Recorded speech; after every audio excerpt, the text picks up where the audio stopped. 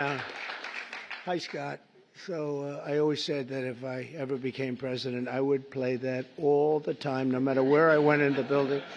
But I've never really gotten to do it. I wanted it for breakfast, lunch, and dinner. It's so beautiful. And pardon me for being late. We had a great meeting with NATO, the Secretary General, and we're going to do something a little different for this country. We're going to supply weapons to NATO at a large amount. They're going to deliver the weapons, and they're going to pay for 100% of the weapons. So a little different. A little different. Hi, John. So we're really that's a big thing, and we thought we had 4 deals, Howard, right, with Putin. Somehow they end, and we get off the phone. Oh, that was a very nice conversation, and then he sends missiles into buildings someplace. I said, what was that all about? So anyway, so we're going to be doing that with NATO, and it's fully approved, fully done. We'll send them a lot of weapons of all kinds, and they're going to deliver those weapons immediately to the site of the war, different sites of the war, and they're going to pay for 100% of them. This all was made possible by going from 2 to 5% a month ago when I went there. So, yeah. And those countries, those European countries, and I said, look, we have an ocean. It's not fair that we did, because under the Biden administration, we paid about 3.5 times more than they did. We were in for $350 billion. Got nothing for it. We were in for 350, and they were in for 100. So, which really meant one thing, because you have great business leaders here. It meant very simply that they were better negotiators than our president was. But so this is a very important thing, and hopefully that will come to an end. At the end of 50 days, if we don't have a deal, then we're going to have to do. We have no choice but to do secondary tariffs. You call it secondary tariffs, which are pretty tough, which we don't want to have to do. But let's see what happens. But we thought we had a deal. Numerous times, I'd get home, I'd say, First Lady, I had the most wonderful talk with Vladimir. I think we're finished. And then I'll turn on the television, or she'll say to me one time, wow, that's strange, because they just bombed a nursing home. I said, what? So we don't like that. But I want to thank you all for being here, and welcome to the first ever White House Summit of Faith and Business Leaders. You're really some of the greatest business leaders in the country. When I looked at some of the names, I said, whoa, that's big stuff we have here today. In fact, before I was president, I would have been very intimidated, but now I'm president, so I don't have to be. But today we celebrate the core values that built this country: and freedom, hard work, risk-taking, and above all, trust in Almighty God. You're very much into God in this room, and that's very nice. You're business leaders who believe strongly. We have some business leaders that don't believe strongly, and somehow you and I don't like them as much. But I want to thank Pastor Paula White. She's been my friend for a long time. And John for convening this incredible group. You know, her husband's one of the most talented musicians in the world. Stand up, John. Stand up. Okay? I stole a couple of his songs for the rallies, and he never sued me, so I was very happy. But we all come from the same place, right? So it was great, and we appreciate it, John. Thanks as well to Treasury Secretary Scott Bessent, who's doing a fantastic job. He goes on television and he calms the market. I go on television, I rile the market.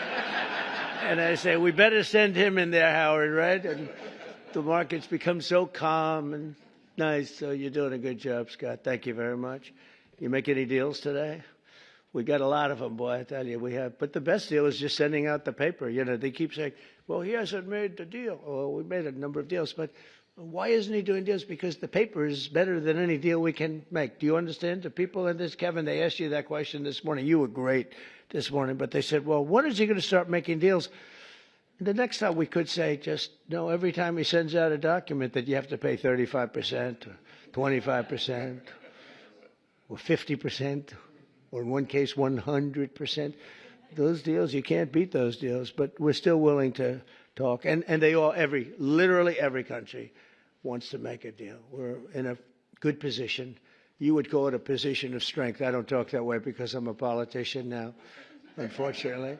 And I don't want to talk about strength. I just want to say we have to be treated fairly, because we were ripped off on trade and the military for, we protected other nations. Nobody paid us. Nobody did anything for us. Nobody helped us. And that's much different. NATO is a much different situation now. When I got in, I believe we were paying for 100% of NATO.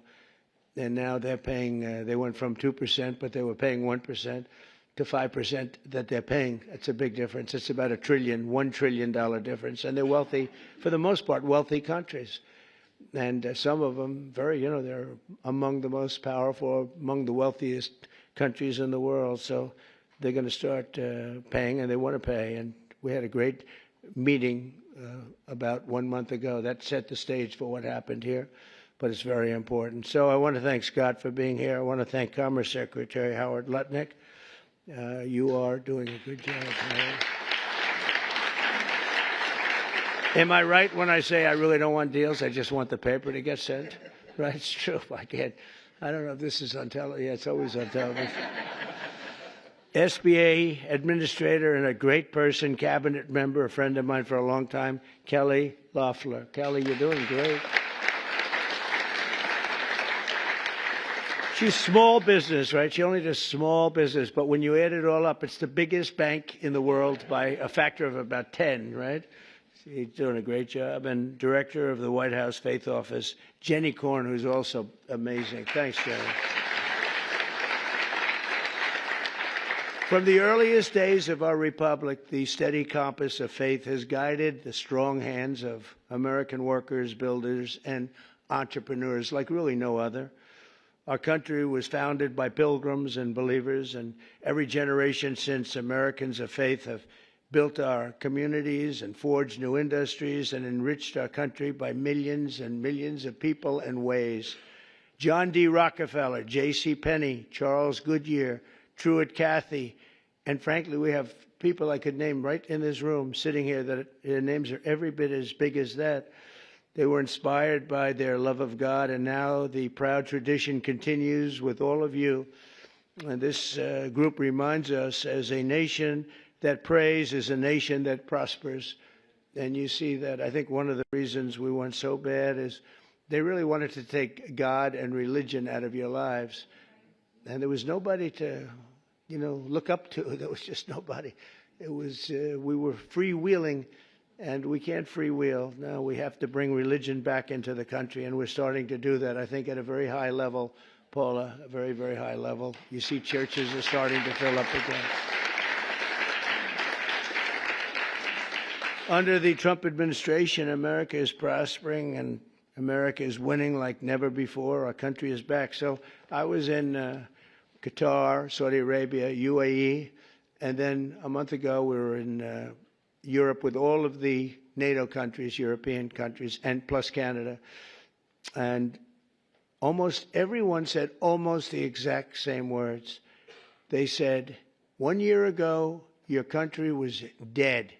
Terrible term, but that's what it is. Your country was dead. We thought it was finished. And now you've got the hottest country anywhere in the world. It's true. Is the hottest country. Did you see they found $25 billion of essentially profits last night? They said, where did it come from? It came from management, but it came from tariffs. And it came from, good business skill. And I've always made money. Now I'm making it for you people. I've had good days and bad days, but in good days and bad days, I always found a way to make money. And we have to do that for our country. But and we did 188 billion in Scott just now, 188 billion in tariffs, 188, and we haven't even started yet. That's only for cars and steel. We actually have barely started.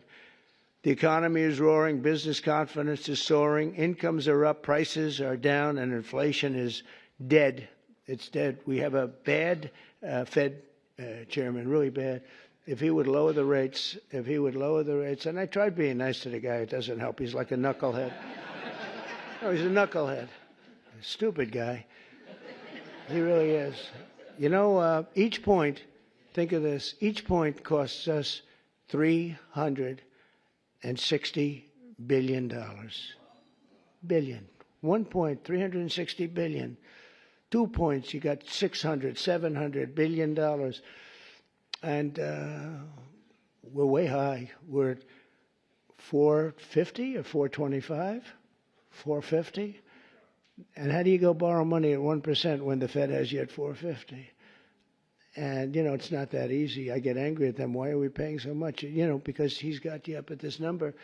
And we should always be the lowest. Now that we're doing great, we have no inflation. Think of it. Our stock market hit record highs. Everything's hitting a record high. We're really running good with no inflation. And we should be at 1%. We should be less than 1%. I think Switzerland is the lowest at like 0.5%. We should be lower because without us, there's no world. I don't want to sound overly aggressive, but without us, you have no world. And we've put our country on solid footing. We had a man as president who was the worst administration, worst president in the history of our country. We've had some bad ones, but he's the worst ever. What he did at our border can never be forgotten. 25 million people allowed to pour into our country, all unchecked, unvetted, murderers, gang leaders, gangsters, people that you don't want in our country under any means, terrorists. We have many terrorists in our country, and we're watching them close. Tom Homan, by the way, is doing a phenomenal job. Kristi Noem is doing a phenomenal job. We had last week, it was reported, nobody, not one, even I don't know if I believe that number, but it's done, the numbers are done by liberals. So they said, did you know that? They said we had nobody, zero, cross our border. It's the first time that ever happened. Zero. Did you hear that? It's like crazy. But we have people from mental institutions, insane asylums even. That's a mental institution on steroids, essentially.